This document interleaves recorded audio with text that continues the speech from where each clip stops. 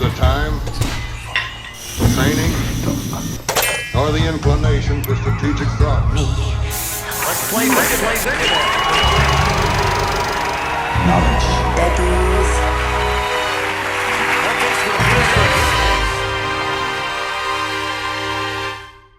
Hey Sean, what's up, buddy? What's going on? I'm tired. I didn't sleep well. I woke up about 15 times in the middle of the night. What's going on? I Just don't know. I'm just anxious, man. what are you anxious about? I don't know, man. I wasn't really that anxious. I don't know what it was. I really don't know what it was. I think it was hot and it was cold. And my neighbor upstairs noisy, and my neck hurt. I don't know. I think that's Yeah, all those reasons are probably why you weren't getting sleep. yeah. How you doing? How are you? I'm all right. Enjoyed the weekend as best I could. My hair looks dumb, right? It doesn't look great, no. Look at it. Oh no. Oh boy. Oh no. It's just like, just stick with bald. You look good bald. This is not what anybody wants. I mean, I think I like it. I'm just trying it out, just seeing what it looks like. I know it's gonna look dumb, but I'm not in the business of looking good. I'm in the business of looking funny. I'd say, but it's funny in the sense of like you're a pedophile. Like, I don't know. It's just like, oh God, why? Why would you do that to yourself? You can be funny without. But listen, eventually I'm gonna shave this top part off. I think if you make like a true like George Costanza chrome dome all the way around, Yeah. I think it would look fine. It's just having the top part. It needs to be like, do you know what I mean? I mean, no, it'll get there. I'm wearing a hat 90% of the time these days. Yeah. So it's an experiment, and my girlfriend is encouraging it. Well, somebody needs to just be the dissenting voice every now and then, and I'm Well, happy to do that for you. Yeah, I get it. I mean, there's a reason why I haven't done this until now. Yeah. But anyway, so our guest, he's from the UK. He's a chef. He's got a new YouTube show about movie reviews. It's not about movie reviews. It is movie reviews. He's not reviewing other people's movie reviews. So that would be interesting. That would be if somebody just broke down, because there are a lot of movie review shows on YouTube. Yeah. In fact, I have my own movie review podcast. There you go. Well, check it out. Sean and Kevin's Infinite Movie Crisis. I'll pitch it to him. We'll see it. All right. Well, let's let in Steven because Oscar's going to be late. Oscar's never shown up. I haven't seen him in ages. Yeah. Let's let him in. I did. I already did. Steven! Your hair looks almost as dumb as mine. Your weed hair. Wow, that photo is wild. I love that photo. Come on, you gotta start your video and join us here. Hey, here's Oscar, just in the nick of time. Right, late. Yeah. Oscar, how are you? Oscar, the friendly ghost. Hey, let me change this microphone thing real quick. Yeah. Do that. You should do that. I'm doing it. What's up, Steven? Can you hear me? Oh. He's on mute. You're on mute, buddy. Oh, that's such a boomer move. I was just going through all these settings all day. Sorry, I was getting ready. Oh yeah. Oh, all right. There we go. I'm still awaiting my jab, but Where are you at right now? I'm in the Midlands. It's the middle of England, so I guess it's technically classed as, it'd be like the Rust Belt of England. Okay. What's the biggest city in the Midlands? Birmingham, definitely mine. Birmingham. Panic on the streets of Birmingham. A little bit. There was little bit of panic buying. Everybody was, second that they saw it happening somebody else, like Australia or something. And toilet paper. Oh yeah, we did that. Yeah, that was a fun month. Yeah, man. Oh, yeah. Welcome. It's been a long time coming. Happy to have you on. Oh, thank you for having me. It's been hilarious because I've been watching just you guys stuff for probably for a while now. Come to think of it, like it's nice seeing Sean booty bump Barry. Like your line, I wanted to get the ass kissing done out of the way early, but like your line about that I eat a lot of cake but I have no cake was just spot on. You're welcome. I'm glad my internal struggle of all time can bring you joy. Yeah. So you're back cooking these days. How's that going? Oh God. Well, it's been a year off. At first, it was just a year off. We went back to work, I think, in October for a little while, but we opened up strictly takeout because you guys have gotten rid of your floppy blonde tit running your country, but we're still having to deal with ours. And he's just flip-flopping on certain things. So like if you're an owner or whether you're a chef, like you can't, it's really hard to gauge whether you can open up or because if the business just isn't there. And so we only ended up doing a couple of weeks of takeout, and then was it third lockdown or second by that stage? It's hard to remember at this point. I love the Britishism, floppy blonde tit. I thought you were calling coronavirus a floppy blonde tit. Yeah, I was like, oh, it's amazing. I completely forgot Trump was president. It's been so long. I'm like, oh yeah, that happened. Have you guys felt any different? Because like, how long has it been now? Was it November? November. So, he's out of office on the January. It's been 5 months. Because I was mentioning this to a friend of mine the other day that was like, we haven't really heard much of him, and they said, yeah, they banned him from pretty much everything, like Twitter, which is like that was his biggest soapbox, right? Yeah, no, they banned him off all social media because he tried to have a mini coup happen back in January, and we're like, all right, that's the final line of the sand we're not willing to cross.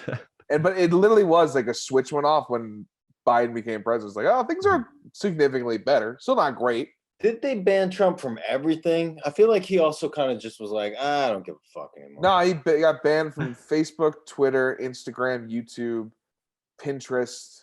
Tumblr. They took his Tumblr away from him. They took his Tumblr. It took his beautiful LinkedIn. They took his live journal away from him. He was trying to show everyone's favorite drapes and blinds on. Yeah, let him do that anymore either. But, so you're back to cooking in person. You got actual customers sitting inside. Oh yeah, and we've I think every cooking establishment where it was April 12th that you could open up if you had outdoor seating. So obviously if you were a smaller establishment, maybe you didn't have a pub garden, like you just fucked for like another month because it was May 21st that Boris opened up for indoors. I mean, we bought benches for outdoors anyway, but yeah, we opened up, the 1st of June. So yeah, we've been open like 2 weeks now, and oh boy, after a year off of just essentially sitting in this chair and not doing much, like maybe a bit of yoga, but I mean, not much else exercise, to go straight to a 14-hour day. Like the day after those days, I'm using my granddad's walking stick, getting around the house. Does the world know about our stupidity in terms of like New York? No, I'm not talking about the entire country because the entire country is dumb, but New York has its own brand of stupidity where we allowed people to eat outdoors, but we would build like houses outdoors. And then people like maybe leave with the window a crack or maybe have one wall missing. Yeah. It was considered outdoor seating. Do you guys know that we did that? Well, we get away with that exact same thing with smoking indoors. If you just remove one wall, it's suddenly outdoors. Okay. And you can, and ashtrays down, because that was chefs probably more so than most professions. I don't know, maybe if you work on like one of those crab boats or something where like smoking it's not required, but it's essential. Do you smoke cigars? I smoke a cigar on occasion if it's a special occasion, like someone's died or something. Like it's a wedding or special occasion, someone died, someone's baby died tragically. Break out a cigar. Well, better get a Cuban out here. Yeah, Also, as long as there's less humans, like I'm just I'm wondering because like sometimes me and my buddies will get cigars, and I don't know. Sean, would you say cigars are coming back in the U.S. or they just like have always been kind of at a low simmer or what? I feel like they've always been a quiet niche where it's like you're either a cigar guy or you're not. Like, and it's Yeah. not like you're either you know it, you try it once, and you're like, I'm in on this, or I'm out. yeah. As soon as the air feels chewy and the smoke that you're blowing out, it feels like you could choke on it. Yeah. Yeah. Yeah. You'll know then whether to continue down that path or not. Yeah. I just realized, what's your background? What's going on there? Well, I don't sound like I'm from like the Midlands. Like, I don't know if have you guys ever heard of a TV show called Peaky Blinders? Yes. Yeah. Yeah, so it's that similar, like, oh, everybody talks like this from round here, and it's constantly voted the least attractive and least smart sounding accent of all the British Isles, which is hard because the British Isles has, even though it's like 7 times as small as the US, we have far more difference in accents, like even between like Boston and New York, it's not all that strong. That's what you don't know. You can't hear the subtleties. But yeah, the Midlands, I don't know, it's ego free, and that's why I like it here. Because luckily, you become I don't know about anybody else, but I became a chef because I assumed people always need to eat. Like I can just always have work. I mean, you never plan for a pandemic because you just never think there. Like, when was the last one that kind of shut down shit as much as this one has? Yeah. And so it's unventured territory, but the Midlands and the North are a little bit more working class than the South, like London, which is just where everybody thinks everything in Britain happens. And so they're a bit more bougie down there, whereas we're a bit more. It's a lot like Game of Thrones. It's like the North, which is a bit more hardy and just a bit more built for work. And so being out of work, certainly for the Midlands, which is kind of the hub of everything that's being built, it's been fucking strange territory. Yeah. Well, I mean that's all interesting, but I meant the desert landscape. You meant your literal background of what's behind you right now. I knew that's what he meant too. This was I think it's just I used this for like a porn shoot, I think once. I can't remember. Have you really done a porn shoot? No, it might be a sex tape. I can't remember. There was a lot of Molly over the last year. You know, you have to keep yourself entertained when you're locked indoors. And I made a lot of solo sex tapes. I once made a Pornhub video of me jerking off just at the end so I could plug my podcast. Yeah, I got negative views though. Yeah, I did like it. I didn't want to be the first one to leave a comment, but okay, so what type of food are you cooking these days? right now, right now I'm doing, you know, like those greasy burgers where you almost prefer to eat them indoors by yourself because you know you're going to need a lot of napkins, going to be dripping with sauce and whatnot. The fries just get covered because that's in right now with the culinary zeitgeist, like filthy food. And so you see a lot of these places like popping up. A few years ago, it was salted caramel. 10 years ago, salted caramel was considered pretty high tier, upper class, bougie food. And now it's just the standard everywhere. Everybody knows what salted caramel is. Your salted caramel bath salts if you want to eat them. But right now it's filthy food. And all about that. It's because it's more enjoyable.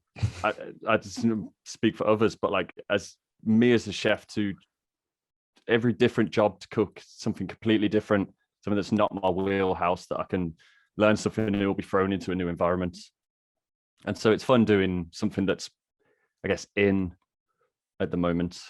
What are the bougie things now in England? Oh God, sushi. Everyone loves sushi, and people who love sushi get really up themselves about recommending sushi. Like, oh, you go there. Oh, the wasabi is from paste. And so people get really up themselves about sushi places, which, like, I don't eat fish personally, but I don't know about you. Do you guys sushi seems like a massive thing over in the States? Oh yeah, I'm a fucking yeah. I love sushi. Yeah, I definitely eat sushi. I've been up myself since I'm 16. What? Okay. Yeah, I got some sushi last week, and there's this one place near me that just gives you tons of fish for like a good price, which is hard to find in the city. Why don't you eat fish, man? How can you be a chef and not eat fish? Fuck, dude. Because most of the time I don't eat the food I cook. By the time that you actually get to serve it, and especially if you just have a set menu that you change every 3 months or so, by the time you actually do get to serve it, you've already eaten it so many times as you're tasting it and as you're cooking it. If it's something like, I used to work in like country pubs where we would do, I know, like a beef stew with dumplings, but I'm doing like 40 portions of stew at a time and then just reheating it as and when it gets ordered, which is just easier. And so by the time chefs pick at everything so much that our diets are possibly the worst. Yeah. Well, you should never trust a skinny chef, right? Like, I mean, yeah, but you say I'm skinny as shit, and I have tried Sean, I have tried to put on weight. Like, yeah, no, I'm very jealous of that.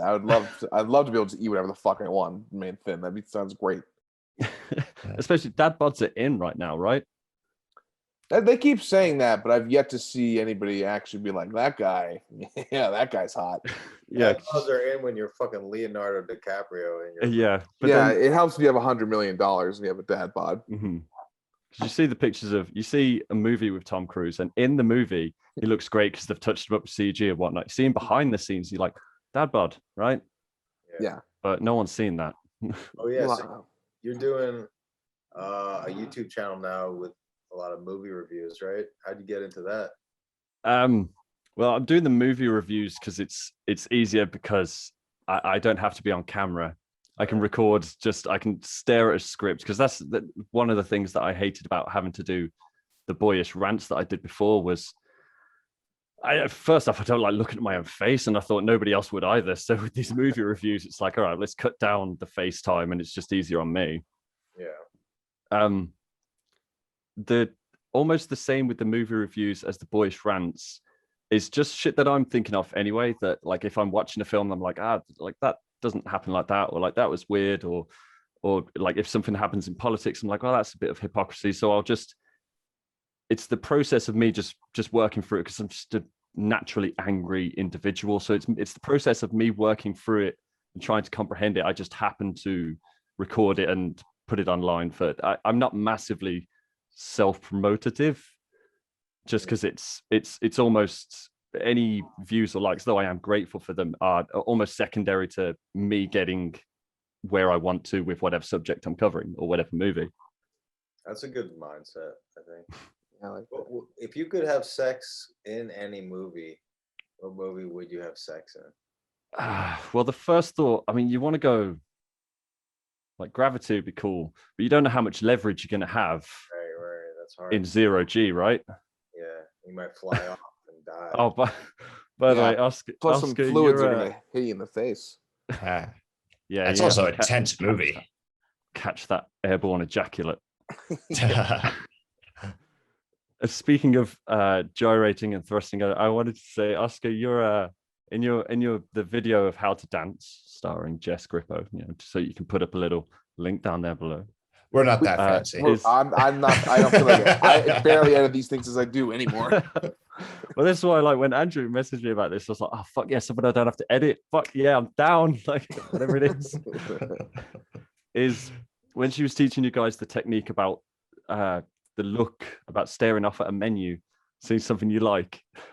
As Andrew, Sean, were you just there like that? The Oscar was still doing the thrust, and nobody drew attention to it at all. That's how I look at a menu. Get into it every time. I really do have a weird obsession with menus. Like, I can't really pass by a restaurant without looking at their menu. Mm-hmm. I don't know what it is. I'm just like always so curious about what ingredients. Called ADD.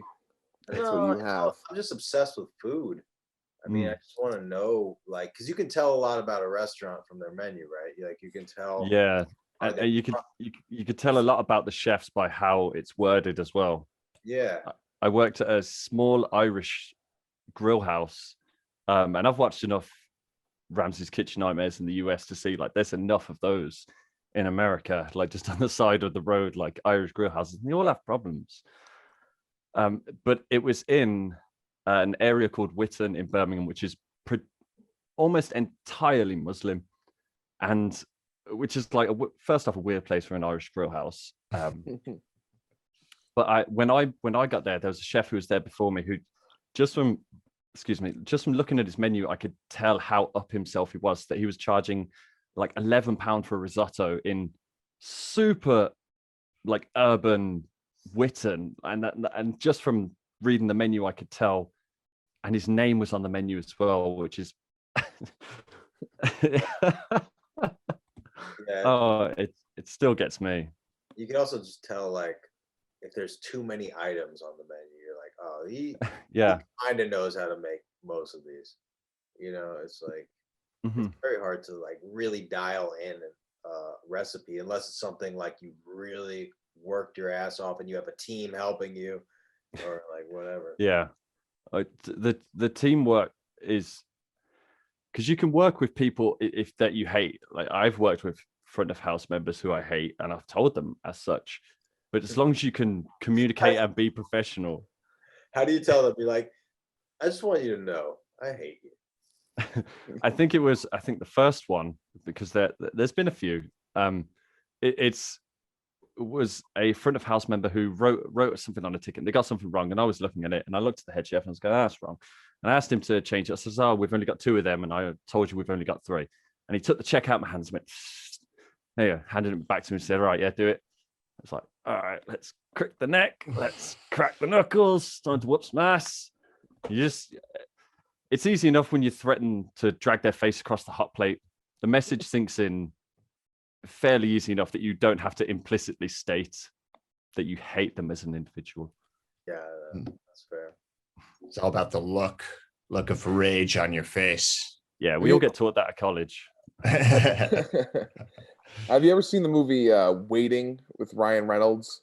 I always feel like that's the most accurate representation of what the, like a wait staff and chef and cooking. It's always like every kitchen I've worked in, I've never been a chef, but I've worked as bartender and server and stuff. And there's always that animosity between the front and the back.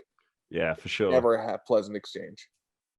Yeah, waiting's a good one because there's a couple of members of staff who are actually like the chefs like as like little sister, don't they? They're almost like a family, and that's true of a lot of places. There's been a few chef movies, but in Waiting, that moment at the end of the night when all the chefs are there watching the clock, like, come on, yes, and then somebody brings in a fresh table of 2, and all the chefs flip that shit. Yeah, they had a chef on staff making sure they got shit on point. That's for sure how it happens. We're watching the clock like, oh, fucking come on. I've been here for 17 hours. Come on. Let me go. But when you go out to eat for yourself, is there anything that you're particularly drawn to, like a genre of food that you like really like? Oh, goddamn, that's hard. Because most of the food I eat is terrible, and that, especially during quarantine. Like I have mastered, and this is something that I learned from, I can't remember. It was it might have actually been Action Bronson's. Fuck, that's delicious. But shout out, but whatever. I've mastered American pancakes, the really thick ones, and nuggets and syrup, chicken nuggets and syrup. Oh, yeah. Like fucking goddamn, you boys do something right over there. we America has a lot of faults, but one thing we know is how to eat food. A lot of it. Yeah, for sure.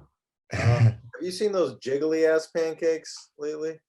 Yeah, I keep getting notifications. You watch 1 or 2, and then the algorithm goes, "Hey, you must like these Japanese souffle pancakes, right?"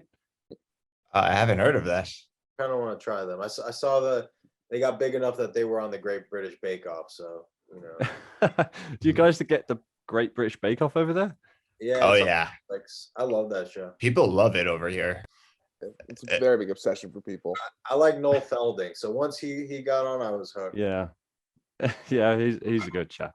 I do wonder about like because I'm just curious whenever I get the chance to speak to Americans, like the royal family. Like personally, what do you guys think about him? Well, I think the I'm queen's curious. vagina used to look a little better, but it still looks good. I feel like most Americans truly don't give a shit. And then there's like Mhm. that same ones who would like read any gossip magazine like it.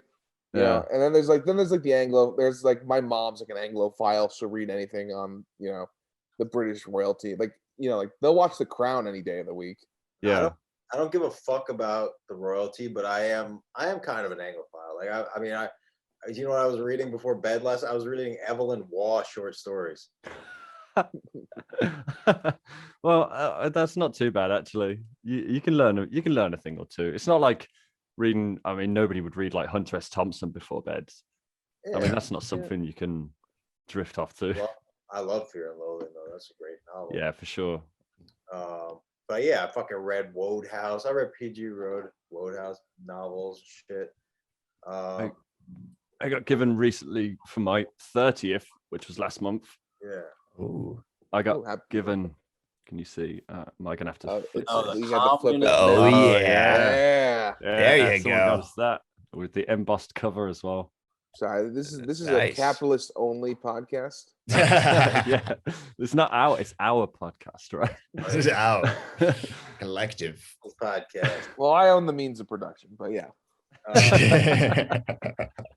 Yeah, I don't know how. I've never read that book. What have you? Is there anything interesting so far? Oh boy. Well, I feel like anybody who reads this nowadays, like, because we get only a certain amount of press coverage of what happens over in America to over here. It's always selective by whatever the algorithm gives you.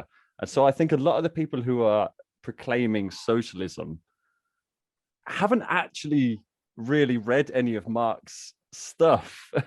Because I've gone from reading the manifesto of the Communist Party to the Gulag Archipelago, which paints two incredibly different pictures of Russia.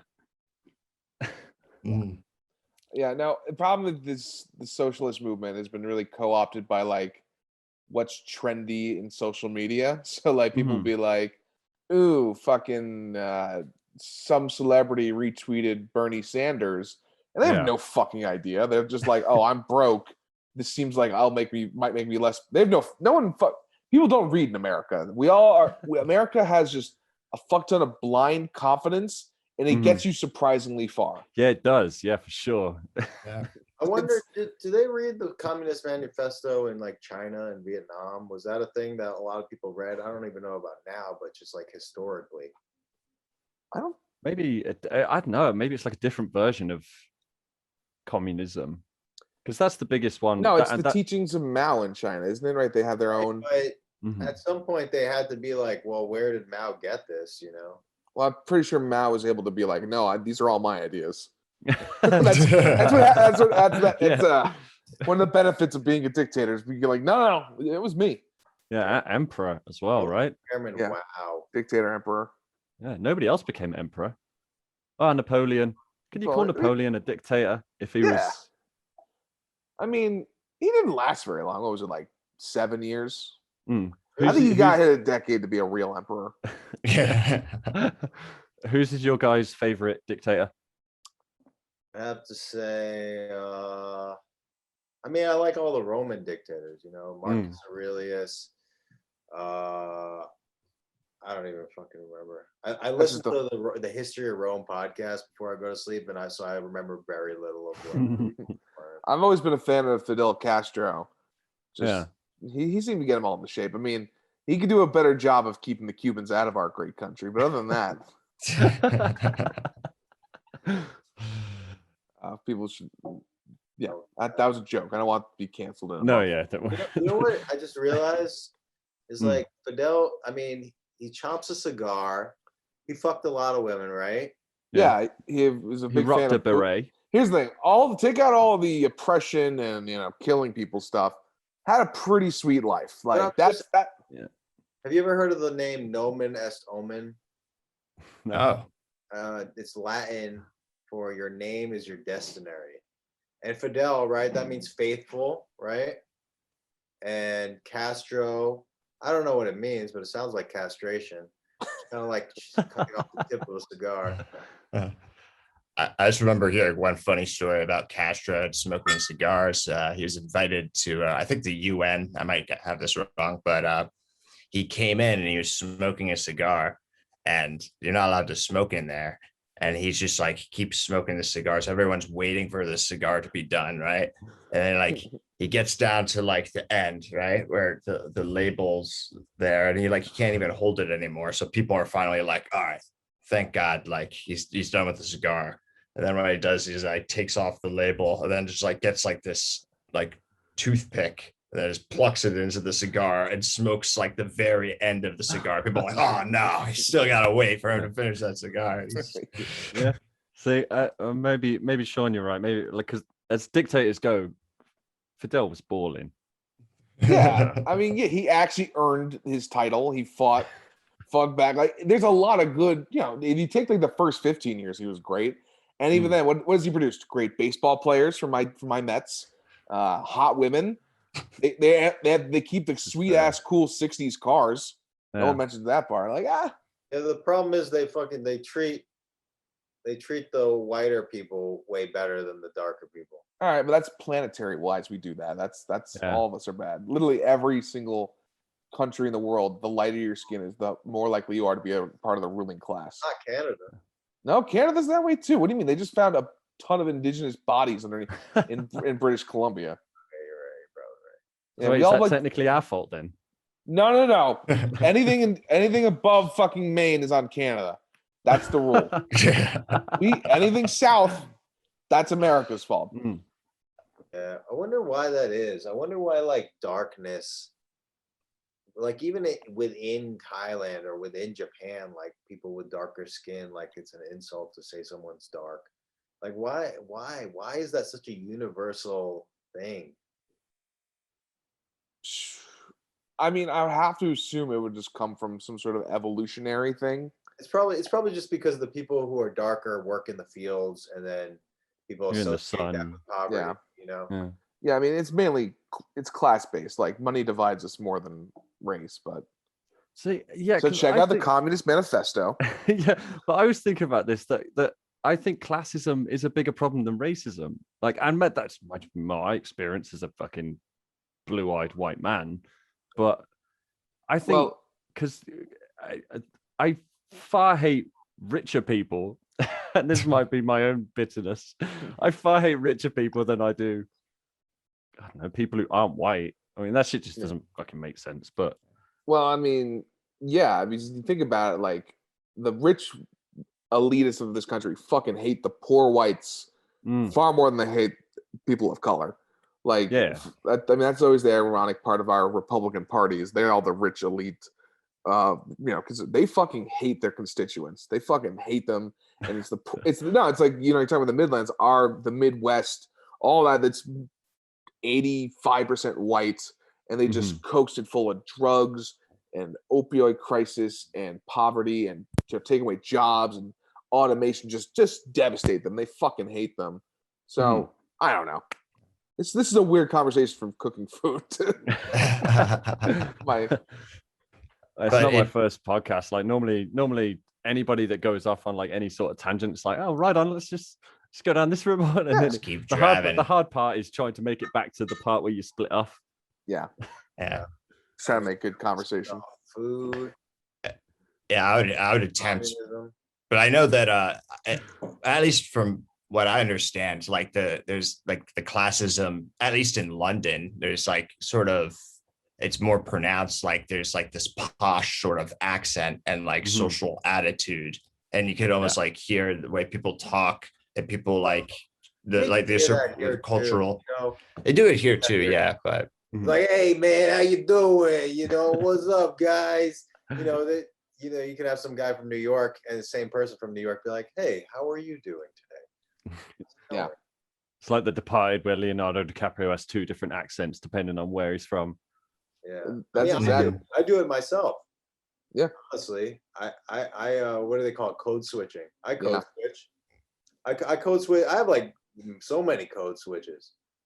yeah, I've got my Jewy code switch. Yeah. My African Americans code switch. I got my rich code switch. I got my Italian code switch. I fucking. Yeah, I don't speak to Italians, but yeah, I That's the Irish in you, right? Yeah. it might be. I like to think it's just growing up where I've grown up. I've learned to just my disdain from. Deep trauma. All right. Yeah, right. It's gone too far. Deep It's like drama. every You single don't sound episode- bitter at all. Every single episode, we have to go in depth on how Sean. You brought up you said the I word. Yeah. Well, I mean, I've got a friend who's he's Irish, and he'll fucking hate that I'm mentioning him in this context in this story. Mhm. But because we take the piss out of him all the time, just saying like, "Hey, where's your farm?" and stuff. You know, 'cause obviously the English, we were just like, "No, it's our farm." Like, I fully understand how like the whole bitterness that everybody has towards anybody British or anybody English. Like I went to culinary, I guess, college in Scotland when I was 16, which was has a huge culture shock from the Midlands to Scotland. And like, I do plan on moving back there because, I mean, they're just far better my kind of people than. Yeah, I like this. I like Scottish culture. What were some of the biggest shocks when you moved up there? First off, the accent. Like I was 16, and so the only encounter I had with Scottish accent would have been like, I don't know, watching Train Spotting or something, and you know, which isn't exactly the best. You don't want that to be your only example. But after you spend a certain amount of time up there, you it becomes like a second thing now. And now it's easier. Like, people have asked me, oh, you're going to move up there at some point, and I do plan to, before I'm 35, move up there. Like, because there is a super bitterness towards the English from Scotland, and fucking rightfully so. Sorry, can I swear? Is that? Yeah, no, we swear all the time. Oh, right on.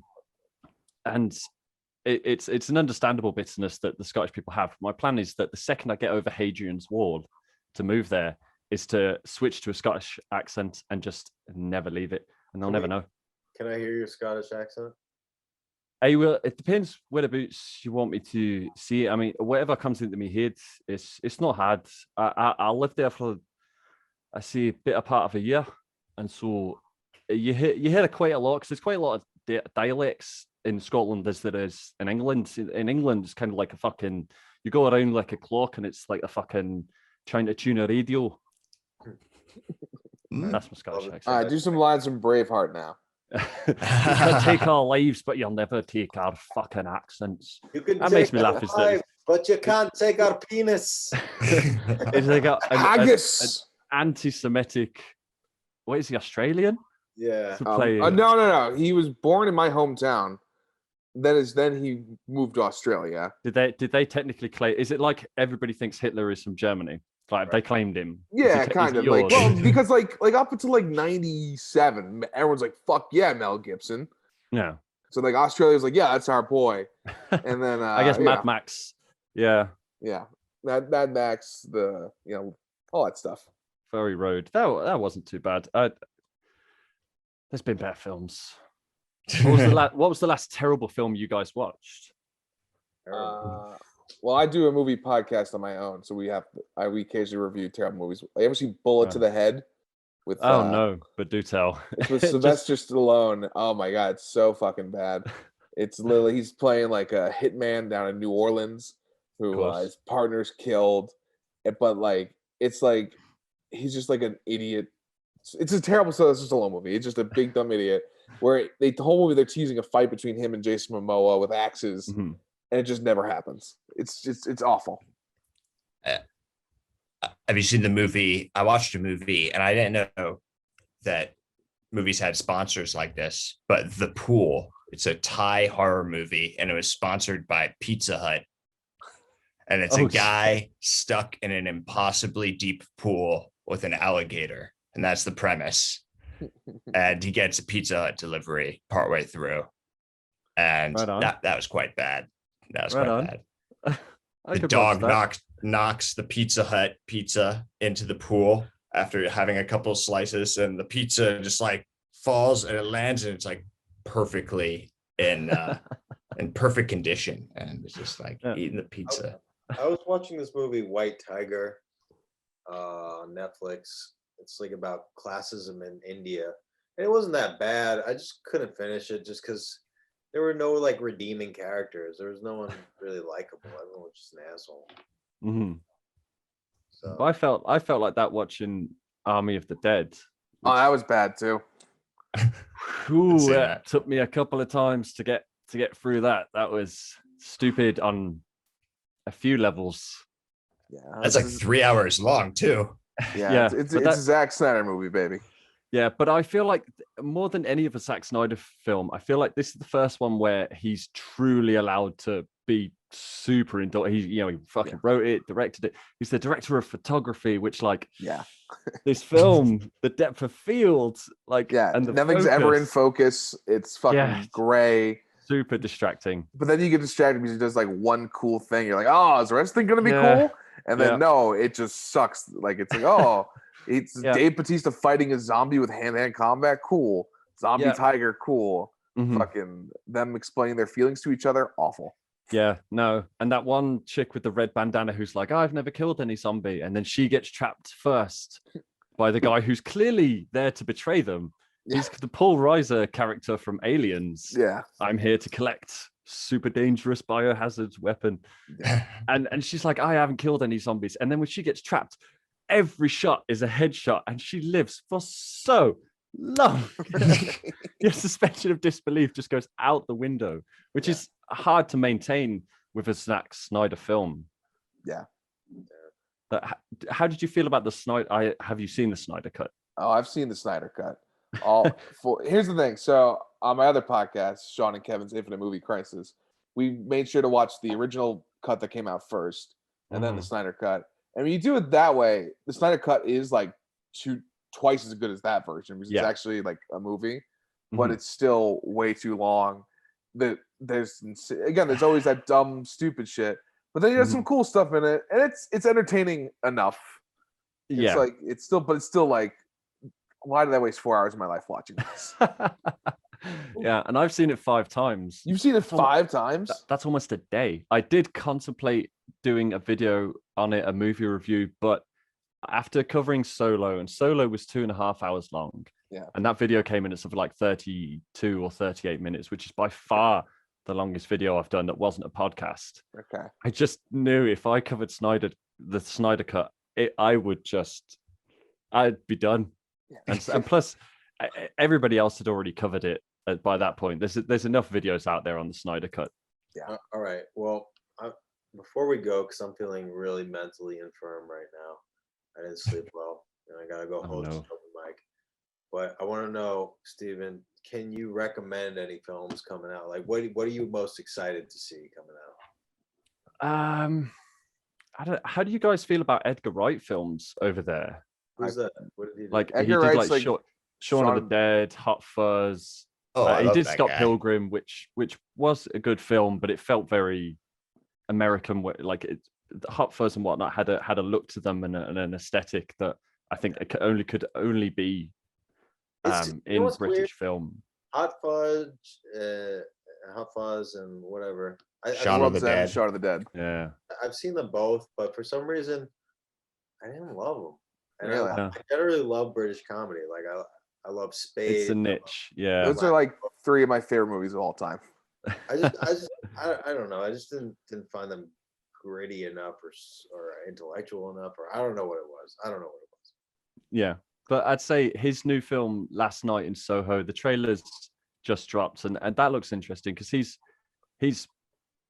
fairly cinematic as a filmmaker without being indulgent to the levels of like Zack Snyder or Christopher Nolan with Tenet, which like is another one where I felt like they just let Nolan just do whatever he wanted, and it was just an orgy of cinematic excrement. Yeah, that's a good way of describing Tenet. Wait, what is that? Soho? What is it called? Last night in Soho. Yeah. What's that about? From the looks of the trailer, it looks like to be some crazy supernatural shit, which is always fun. All right. Yeah, it looks like a time spending. Like Yeah. the girl like is renting an apartment. When she looks in the mirror, it's a different some girl in girl. like the 60s. So like it's all happening at the same time. Watch the trailer; it looks good. Yeah, it looks crazy. Where do you post your your film reviews? I have a YouTube channel, Semi Bitter. It's somebody said one day that I'm super bitter, and I said, oh, I'm only semi bitter. So I thought to myself, like, oh, God damn, that's good. I keep that's like a production name or something down the line. Stick it on a business card. Yes. Yeah, that's pretty good. Yeah. So And the shorter ones go on my Instagram, which is at Rody Hill. Nice. I'll have to check that out because I need some or I guess it would be not film recommendations, but what not to watch. Oh yeah. Well, I do cover, I think the first 5 were recommendations, but the last one Solo. I mean, I don't know if you guys saw Solo, but No. I saw Solo. yeah, I had a lot to say on it. 38 minutes to be precise, but I couldn't put that one on Instagram, so I had to just post a picture and be like, peace, I'm out. Don't hate me, it's Star Wars Day. yeah, you do a great job on those. Production's good. Editing, everything's good on those. All right, I'm Appreciate sorry that, Stephen, sir. that I wasn't fucking more on the ball and energized. I just like I don't know what's wrong with me. It's all right. We covered for you as always. Yeah. The cocaine goes in the tissue under the tap and then up the butt. Yeah. Kicks in a lot. You gotta time it, man. Yeah. Yeah. Oh my God, you guys, you take care of this, Sean. Do it. All right, everybody. Thank you all so much for listening. Please give us a follow at Knowledge Daddies on all social medias. Follow me personally at Big Bear 63 on Instagram. You can follow Andrew at Andrew Steiner on Instagram, Twitter, and all that. Don't follow Oscar. No one wants to follow him. Steven, can you tell him where to follow you one more time? You follow me on Insta at Rody Hill or on YouTube as Semi Bitter. All right, perfect, everybody. All right, we'll see y'all next week. Stephen, thank you for doing this, man. No worries, man. Anytime. Catch you later, boys. Bye. Hey, catch you later. Woo! Woo.